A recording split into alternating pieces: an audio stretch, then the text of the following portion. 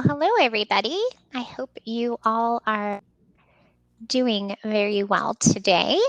It looks like we have a couple people in our session today.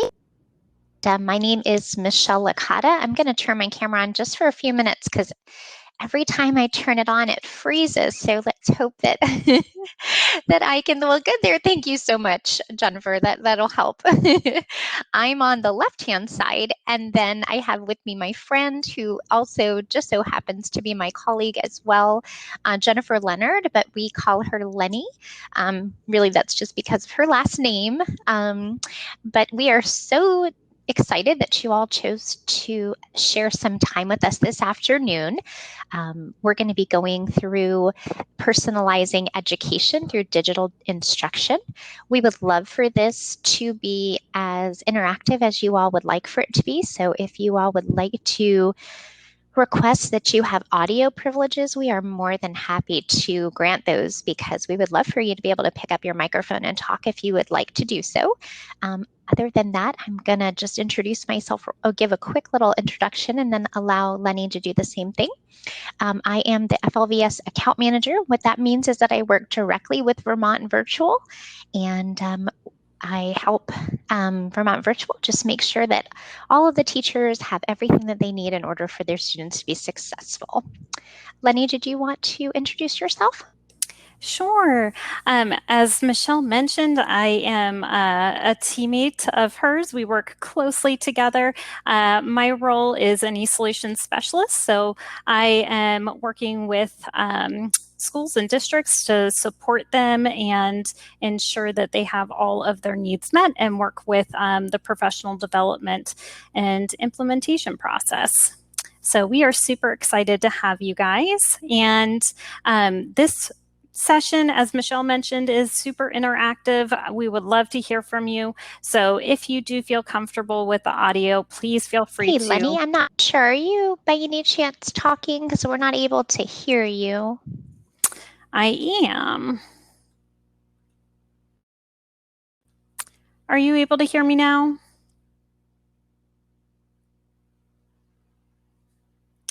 Let's see.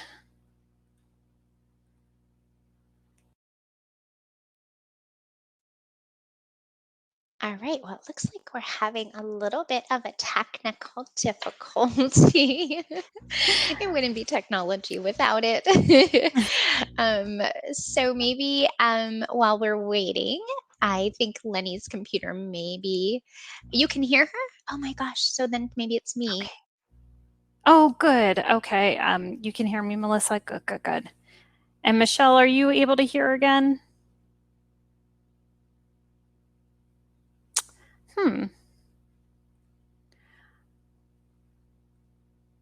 All right.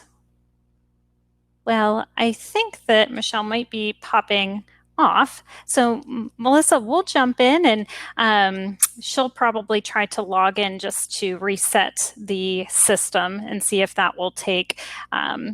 Sometimes technology is a little bit fickle, and today is a day for Michelle to have a little bit of a blip with her technology. So, but as Michelle mentioned, we work very closely together, and as we go through today, please feel free to share out, and we can talk about different items, specifically the personalized learning in a digital environment. So I just wanted us to kick things off by doing a pre-activity, so to speak, to see if we can identify what items on this screen would really fall into the category of personalized learning. So just to get a temperature, what items stick out to you that you think would really be personalized learning items?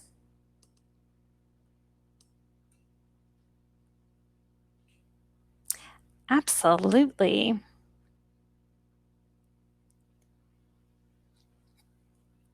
Perfect. Yeah, differentiation, choice assessment, interest-based. Yes. Those are awesome. Absolutely. Support tools.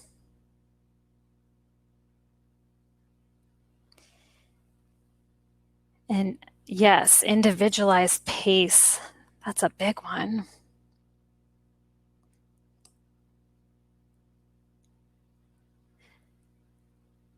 I think you nailed probably all of them. You went through a lot of those and grabbed them, Melissa. That's amazing. And absolutely, student-centered is terrific. Yes, that is a very important part of the personalization piece. And so just to give us a visual as to which ones are personalization and which ones are not. You'll notice a trend with all of the ones that fall into the category of personalized learning. They really do focus on the student. And so it's not focused on memorizing or a specific test or standardized instruction. It's going to focus more so on that student on an individual basis based on their learning needs. So just to get us started with the conversation, whenever you're thinking about personalized learning, what comes to mind? How do you define that?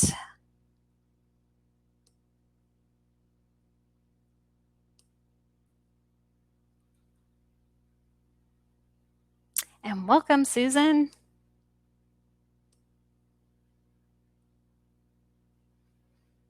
And there's no right or wrong answer on this one, just really what you think of or how you define in your head what personalized learning is.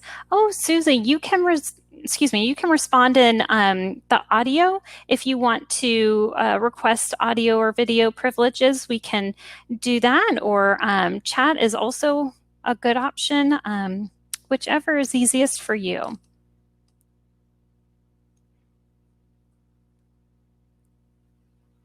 Yes, absolutely, Michelle. Thank you. Zachary, welcome. So, I love that, Susan. Yeah, that's a great description. It's something where the student has some choice. Yes. And Zachary, since you're just joining us, we're just getting started and talking about personalized learning and getting a feel for what it is that you think of or how you would define personalized learning if you were to try and describe it. And please feel free to ask for those moderation privileges. If you want to use your audio or video, we can offer those, and that's also available. So I'll give you guys a moment to think about this. What is personalized learning to you?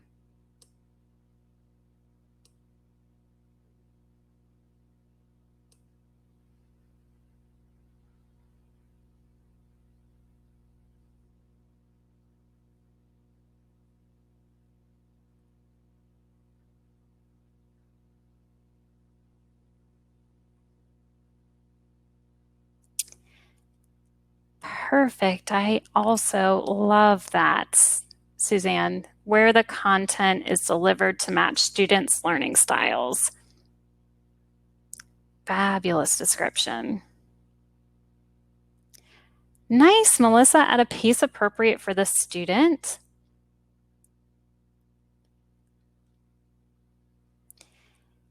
These are excellent. So these are really, really good ones. And yes, I agree. Yes, that pace piece. And the nice thing about personalized learning is that there's no one way to personalize. It's not a one size fits all. In fact, that's the opposite of what we're trying to accomplish with personalized learning. So, really focusing on the student, making sure that we are personalizing based on the student's interests or their learning needs so that we can meet them where they're at and ensure that they reach that level of mastery and that they have the tools needed to be successful in the future. So let's talk a little bit more about personalization in terms of why it matters. What's so important about this? Why are we trying to do this for our students?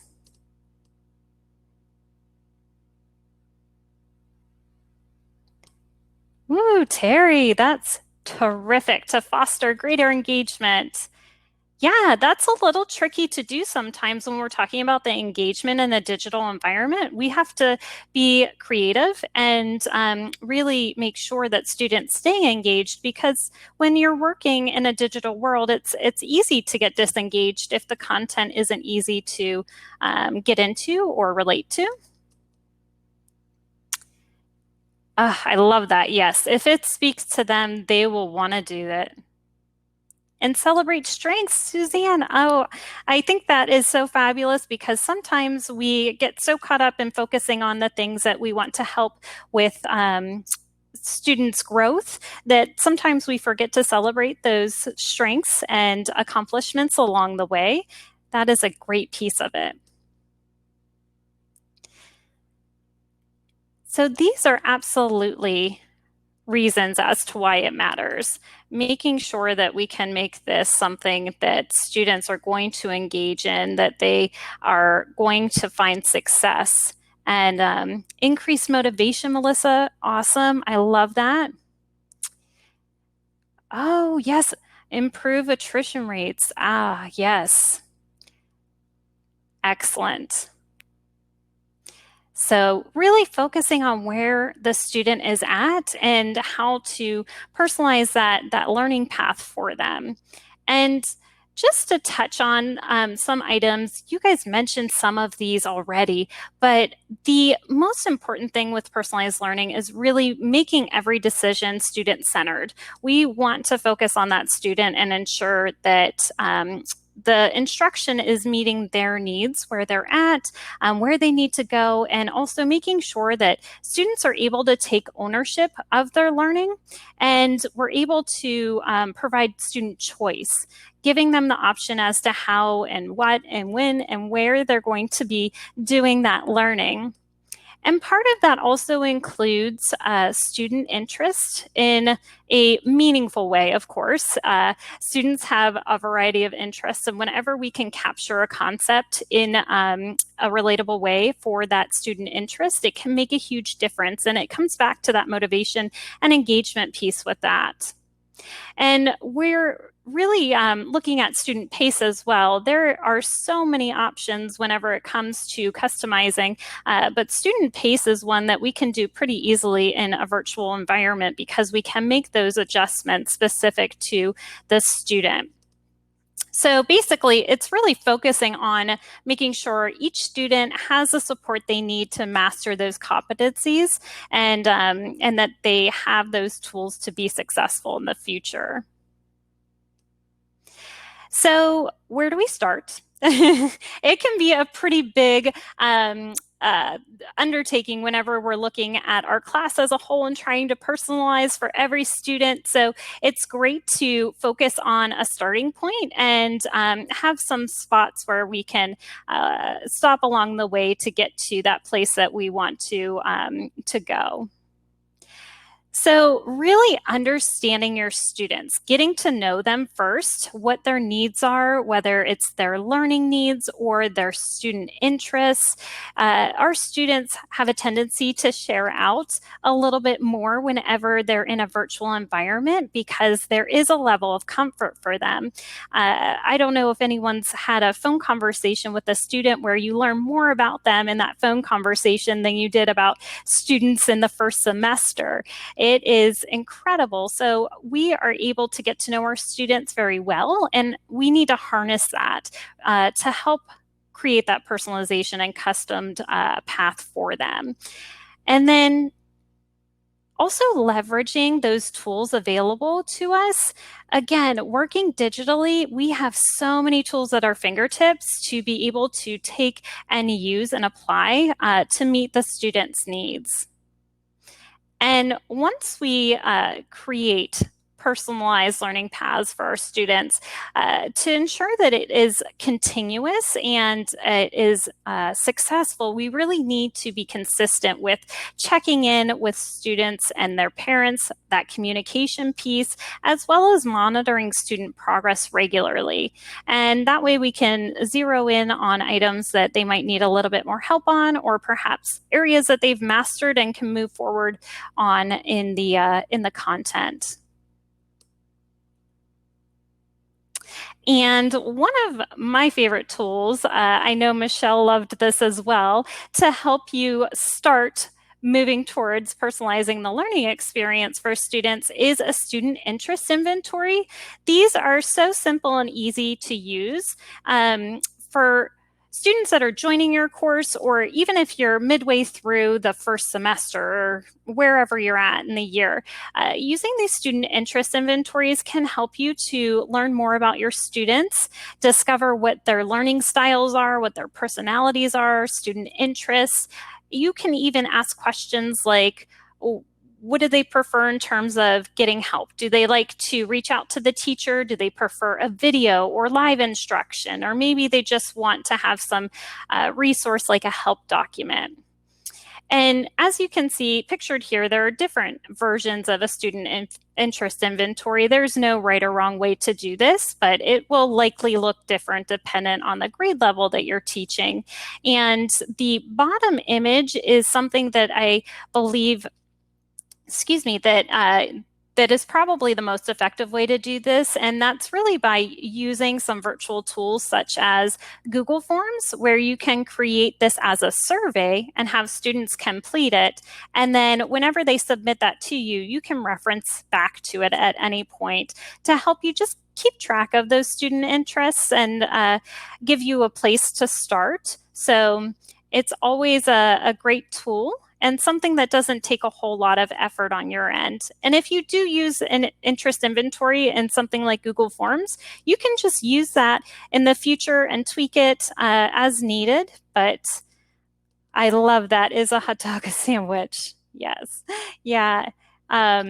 I do love the idea that you can personalize these questions too, just to meet the needs of the grade level you're working with, or perhaps the subject area specifically. And I'm curious, is anyone doing this right now, or do you have a technique as to how you get to know your students and determine their interests?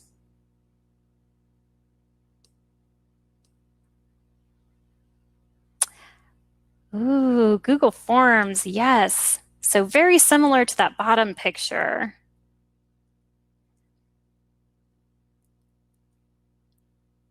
Desmos. Suzanne, I don't think I've heard of Desmos. I don't know if you would be able to share what that is. That would be really great.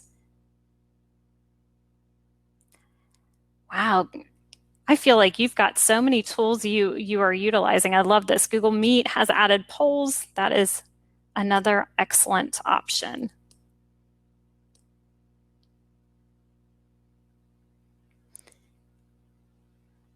I will check that out. That will be my first stop after our session. I'm very interested. All right, and we talked a little bit about this in the beginning. Personalized pacing, you can customize the learning pace for students. You have the ability, especially in your learning management system, to create a pacing based on what the student needs. We have students that need extended time on assignments or lessons, so we can build out a plan for them that gives them that opportunity to spend the time needed within those lessons or assessments. Whereas if we have students that are working at an accelerated pace, we can do the same for them. And it really isn't going to interfere with other students enrolled in the course. One of the really fantastic tools in Canvas, I know a lot of you are using Canvas as your learning management system, is that calendar tool where you can personalize what the due dates are for students, and you can create that pacing plan for them. Or if anyone's using FLVS content, we also have in our 6 through 12 courses a personalized learning pace chart that's available in the course information. And that's what this second image is, where you can create a PACE plan based on the student's start and end date, or you can create it based off of the number of hours per week a student is going to work in the course.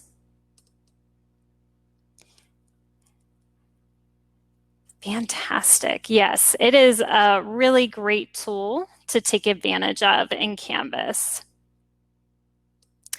Terry, awesome. During the welcome call, you walk them through online individualized plan. And when they create one, I ask them to share it with me so I can help them stay on pace as I check their progress.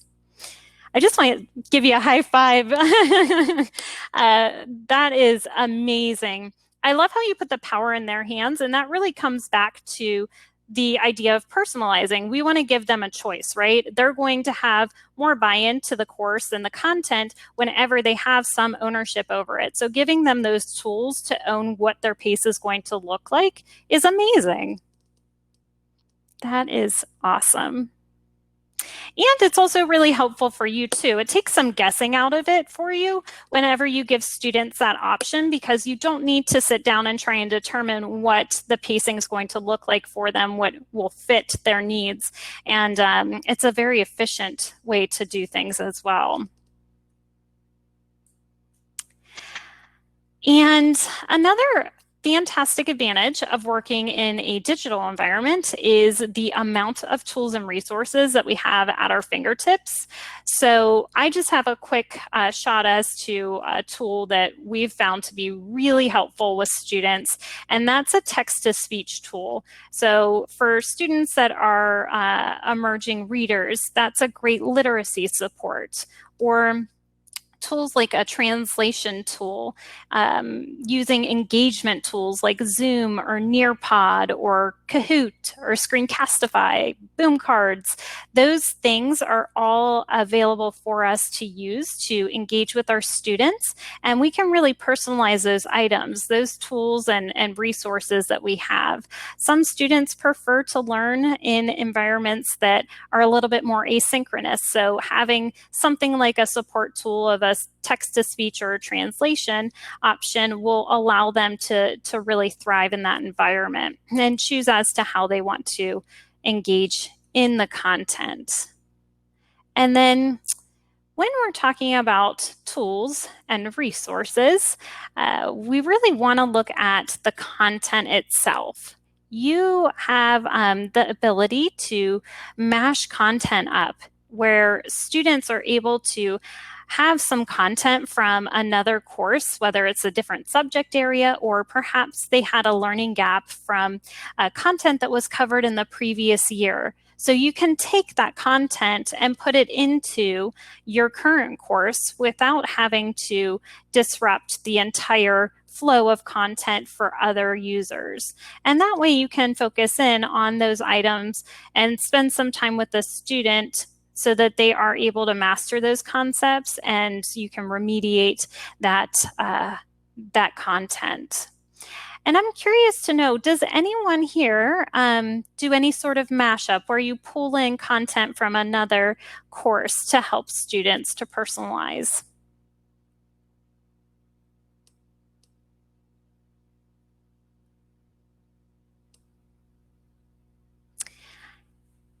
And while you type, I know Canvas is really great with the ability to do this. They have the blueprint feature. So a lot of administrators like to create master courses using their blueprint feature where they can give power to the teachers to pull content from one subject area or level to the next. Ooh, Melissa, you're brand new to Canvas this year. That is terrific. It's an awesome learning management system. Lots and lots of customizations that can be done in there. Yes, agreed, Michelle. While you were speaking, I was typing the exact same thing, so I'm just giggling over here. Great minds think alike. And this is really helpful also when we're thinking about where we're at right now. we had a crazy spring, right? We had so many transitions for our students whenever we were trying to find the right plan for them through COVID. So things got a little bit crazy, and students may not have had as smooth of a learning plan at the end. And there might have been concepts that really didn't get to have the appropriate amount of attention or time. So having this option where you can pull in content that maybe wasn't covered during the end of last year is a good place to start for students that need that support.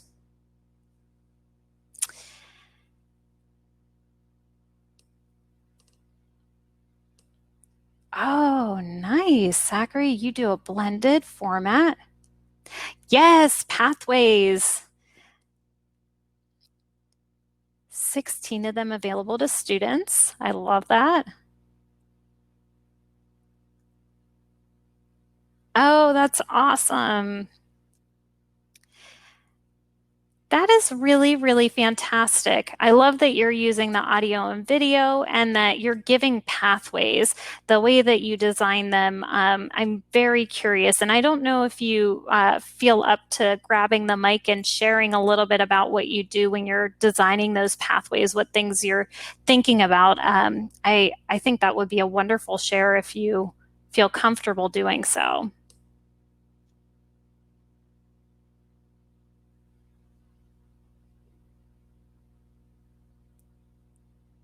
Awesome. Yeah, Terry's curious too.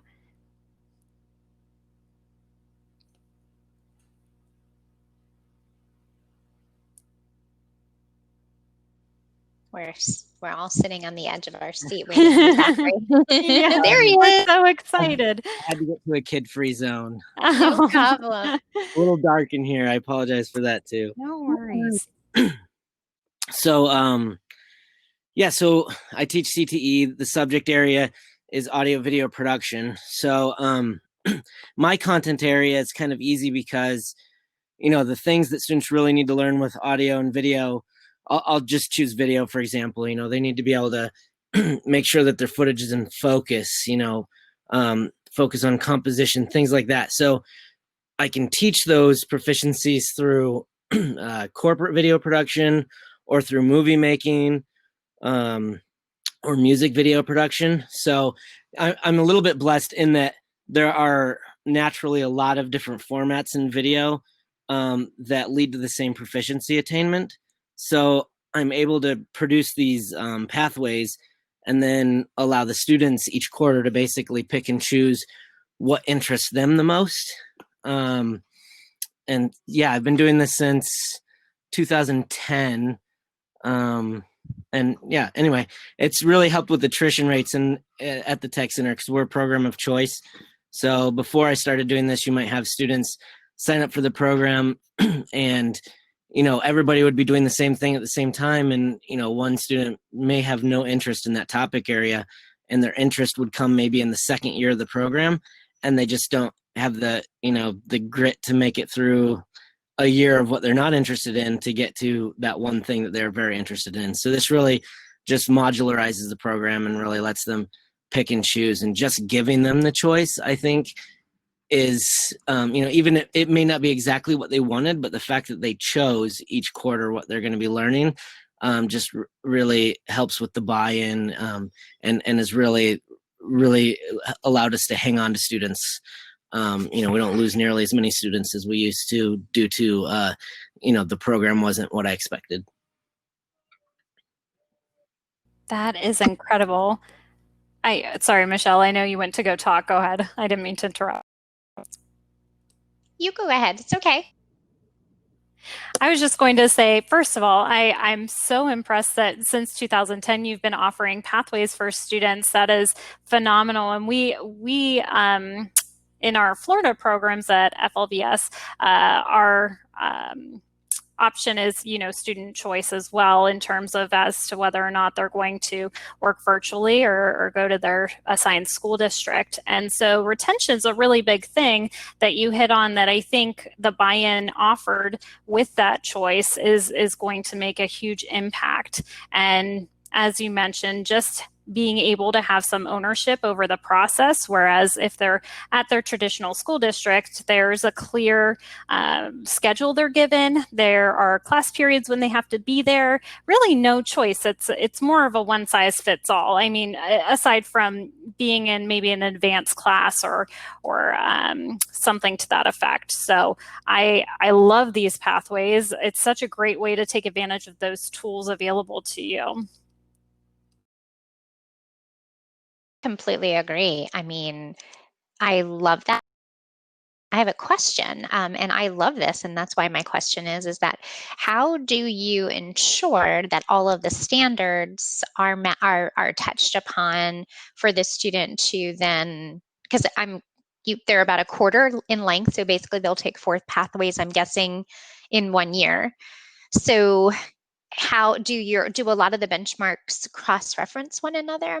I'm curious, just because I know, like, even in the chat box, and I know I asked you a question, didn't give you a chance to answer. I promise I will, but in the chat box, I'm not sure if you guys are following, but we've had a couple, Melissa and Terry both have really expressed an interest about, wonderings about this. And then Terry brought up, like, this would be lovely, like, to maybe do it for chemistry. It does take a lot of planning. I can tell that, Zachary, you've been doing this for a long time. FLVS, we've explored something like learning objects being inserted in different areas as opposed to just a course. But I am curious about the whole standards. So I'd love for you to talk on that a little bit. Yeah, so in CTE, we call them competencies instead of proficiencies for years. So, since the beginning of CTE, we've been working off competencies, and really the difference between a competency and a proficiency is mostly semantics. So in my particular field, which I was trying to touch on earlier, is that I have it a little bit easier than maybe math or some of the other, core academic would have it, in that in order for someone to be baseline prepared for work in the video production industry, it's like they need a lot more practice, but the number of skills that they need are less. So I'm able to offer several offerings that all overlap. So for example, if you're taking a course that focuses on corporate video, and you're making commercials and corporate montages and things like that, all the same principles of production and camera operation are going to apply as to if you are filmmaking and telling stories. So all the competencies overlap. It just gives them the ability to sort of target each proficiency from a different topic, if that makes sense. So what they're creating is different, but the skills that they're getting out of it, for the most part, have a large overlap. Not 100%, but there are some pathways that are required throughout the 2-year program that I call them prerequisites. So I use those as filler for all of the sort of oddball proficiencies that are harder to overlap with total student choice. Thank you. That is awesome. And I know that just going back to the questions, there were a couple I want to make sure that we're able to touch on. That's a great idea, Melissa, to link them to earning credentials or badges. And that is one of the nice things I know with the CTE that Zachary was mentioning, that a lot of it is going to lead to some sort of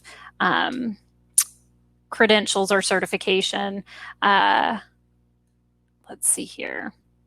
And Michelle, I know you were running through the chat. And was there anything that we missed? You may have looked through this before I did. We big questions, but just some really great comments and or ideas, if you will, based upon what Zachary was sharing before. A lot of excitement about the whole, about the pathways. So that's what I don't think we missed a question, though.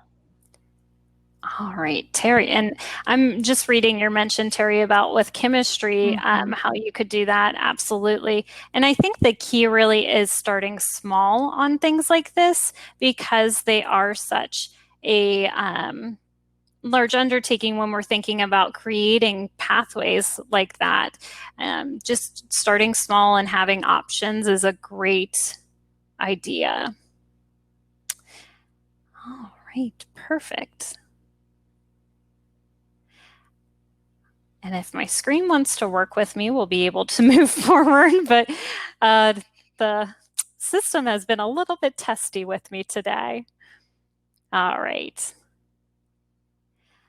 And then just going a little bit further into support resources, there are so many ways that you can incorporate support resources and so many things that you can do as far as meeting your students' needs when we're looking at resources specific to their interests or their learning needs. And they can be things that you've used for years or things that you just create that don't take a whole lot of time. So videos or rubrics, guided notes, even graphic organizers and study guides.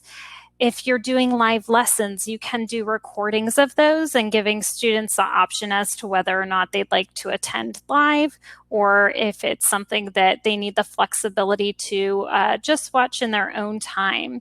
And giving them those support resources, you can pull these from an alternative site, such as if you wanted to take advantage of Canvas Commons, that's a really terrific tool within Canvas where you can actually snag content or resources and plug them into your content. So for example, if I wanted to grab a Khan Academy video or I just wanted to grab a how-to document from Canvas on how to use the system, I can quickly open up Commons and plug that into the content for my students or student. And whenever we're looking at these resources, it's always great to share with your co-teachers or team of teachers if you can. A lot of times when we're working digitally, we can create resources that may be a good fit for other students, and we always encourage sharing. Whenever we're looking at creating resources, you don't want to reinvent the wheel if it's something that you can grab from another teacher. And engagement's a really big piece of personalizing. There's so much personalization that can be done live. And when we're engaging, see, we have tech issues where our screen just wants to move on without us. We can really identify, first of all, what the student needs assistance with or things that we can do to personalize whenever we're engaging with them in real time. And then on top of that, we give them the choice with the engagement also as to how they want to learn. We can tailor that type of engagement that's offered to students. So giving them the power to choose how they're going to attend, whether it's going to be in the live environment, if it's a Zoom room or Google Meets or whatever it may be, or if it's going to be a phone call or a tutoring session, or what times are offered. If a time works better for them for the tutoring session than it does for the open office hours, they have the choice to go to that instead.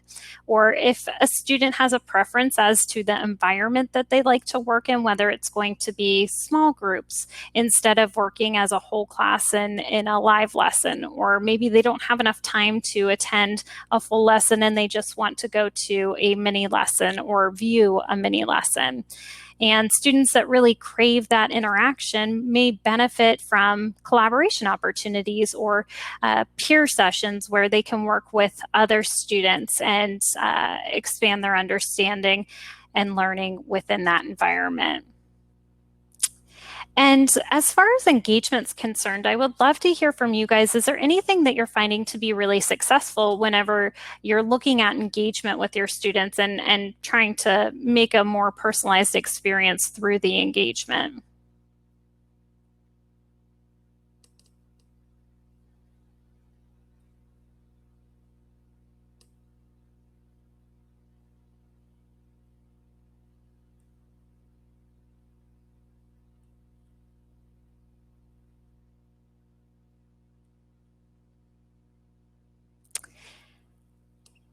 And I'm actually getting a spinning wheel saying that it's trying to load. So if for some reason my audio is not coming through clearly, or your audio is definitely coming through. I was having some slowings, which is why I shut off my camera.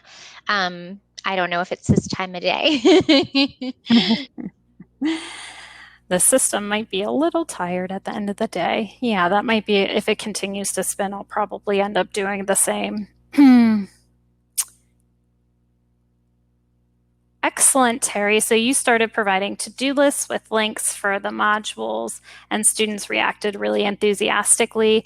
And Melissa's using short videos, so instruction is succinct that way you don't ramble. Well, I do think that those short learning videos are great for students' attention span too. They're able to have the opportunity to get what they need in that short amount of time without having to sit through a long lesson, or maybe sit through a lesson that they have already mastered most of the concepts in. So they can just pick those learning videos that are important to what they need. Yes. So Terry, I think that that's a really good way to team up. And if you or a teammate have a video or a resource that you create for students on how to navigate the online lessons, that's something that's easily transferred into any course, if it's the same content area or not, or grade level. A lot of the navigation really is going to be similar. So if somebody's already created it, then you don't have to reinvent the wheel on that. Or if no one's created it, it's a good option to share out so that others can use it and support their students that need that extra assistance.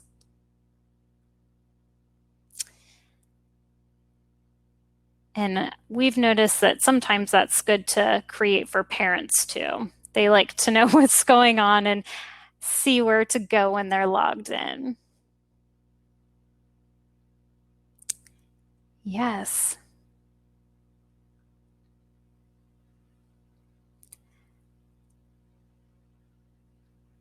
These are wonderful. All right. And then talking about that student choice, you can start small by just offering student choice in terms of the way that students are going to show their understanding. You can create assessments or alter assessments to offer student choice. For example, the one that we have here is based off of a novel that students read, and they're able to choose from 3 options as to what they would like to do for their project. And giving them the option is, again, a good way to get that buy-in and keep that engagement for the student, and they can work in the way that they feel most comfortable.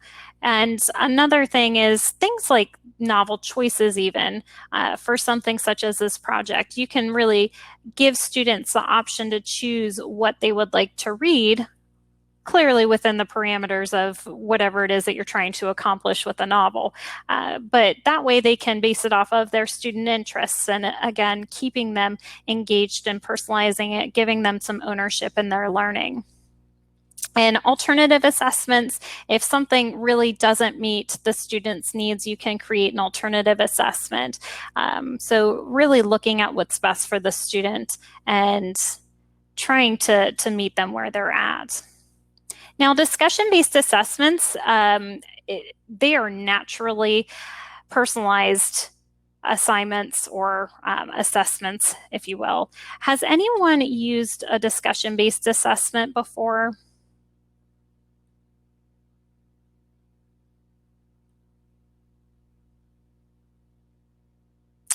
And it's okay if it's a no. Perfect. Thank you, Melissa.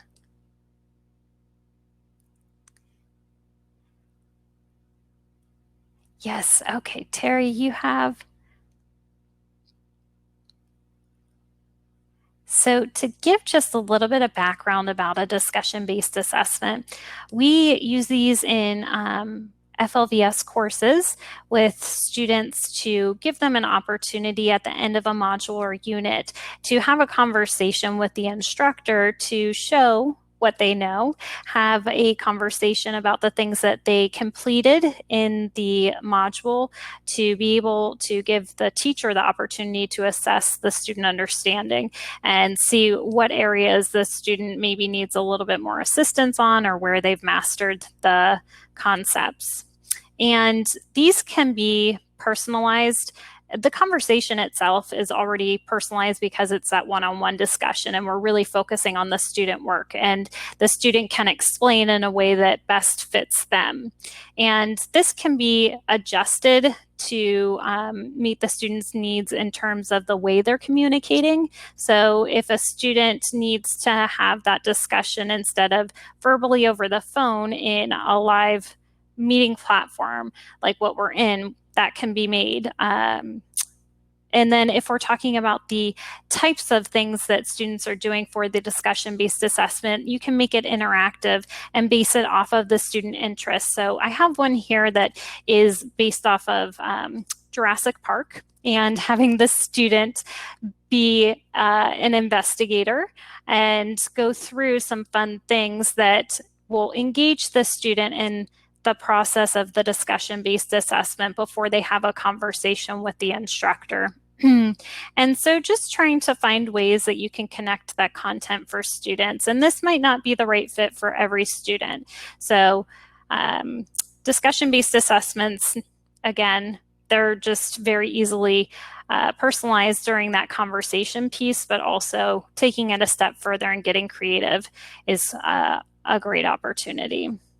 Now, I will also mention that another option, if you do have a discussion-based assessment in a meeting platform, you can personalize based on interest by using a background. If anyone's used like Zoom where you can pick a background, we have instructors that will pick a background for the discussion-based assessment based on the student's interests. So if a student that you're working with really loves American Girl dolls, they'll have the background as American Girl dolls, and just trying to personalize in small ways like that, where it doesn't take a whole lot of effort, but the student can feel that love and connect with the instructor and feel that engagement.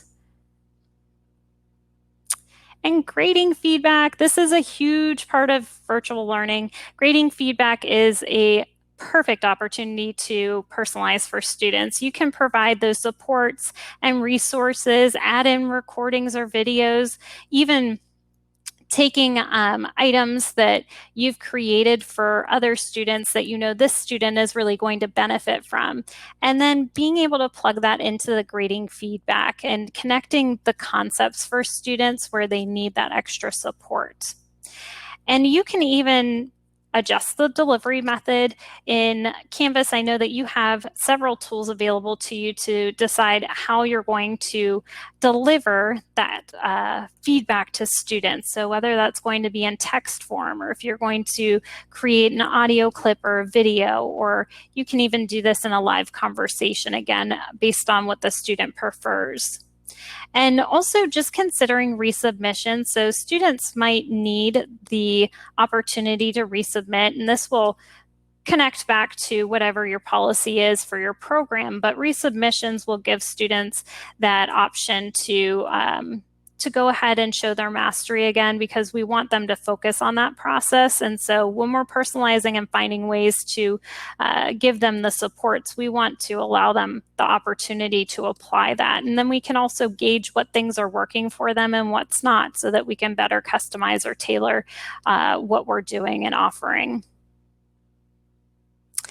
And then that progress monitoring piece is so important, because whenever you start to personalize, you can find some terrific methods. And then if you just kind of stop with that and don't focus on that progress monitoring, it's a lost opportunity for how you can help your students and personalize. So just focusing on that progress piece, and then also communicating with students and parents.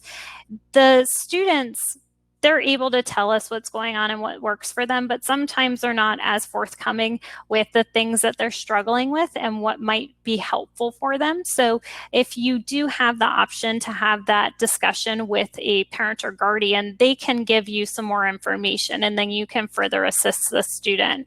And that is always a wonderful tool or resource for you when you're working in a digital environment, not having your students right there in front of you. All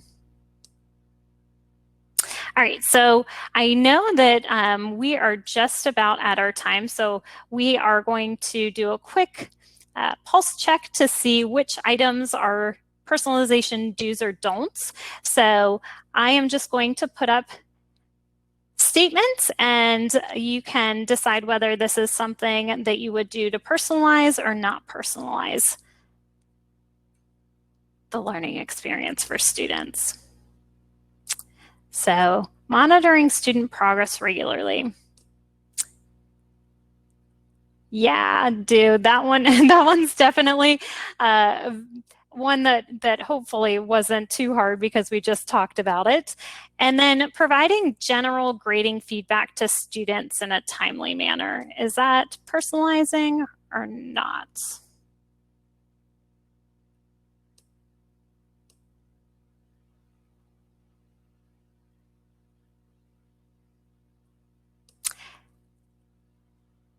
Yeah, nice, Judy and Terry.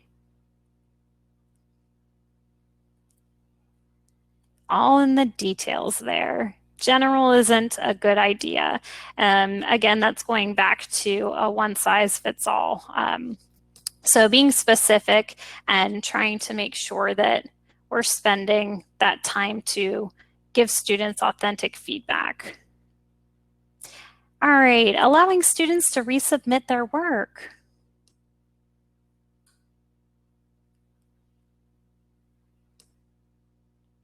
Yeah, nice, Melissa. Perfect, Rick.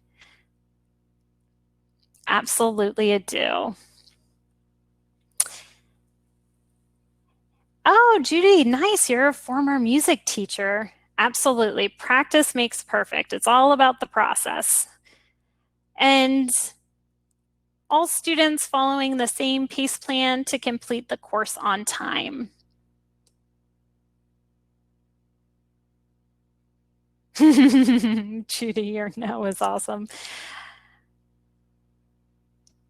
Run away. Agreed, Melissa. Don't. Yep. One size does not fit all. Absolutely. All right. And then incorporating student interest in the learning experience.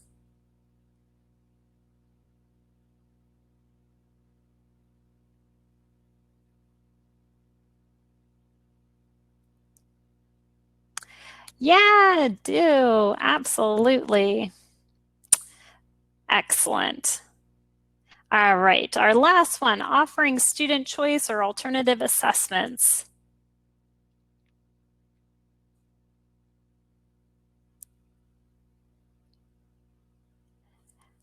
Absolutely. Yeah, passion and purpose. Yes, I love that statement, Judy. That's awesome. If they own it, they learn it. There's that buy-in. They will excel whenever they take that ownership. You guys did wonderful. I so appreciate the conversation and the share outs. They have been fantastic and so helpful for everyone. So I want to take a moment and see if Michelle has anything that she would like to share before we wrap up and give you some time to jump to your next session. I don't have anything else to share. I just am excited that everybody was so interactive today. And Lenny, as always, you did such a great job of leading us. So thanks so much to everybody who shared. And yes, thank you.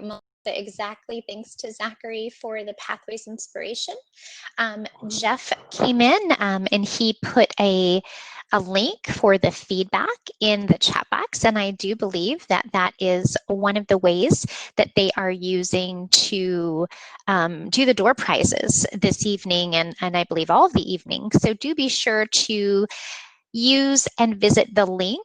It's in the chat box so that you can be entered for your chance to win a door prize. I saw that there's some really good ones. So thank you all so much. And if whenever you need us, we're here to help.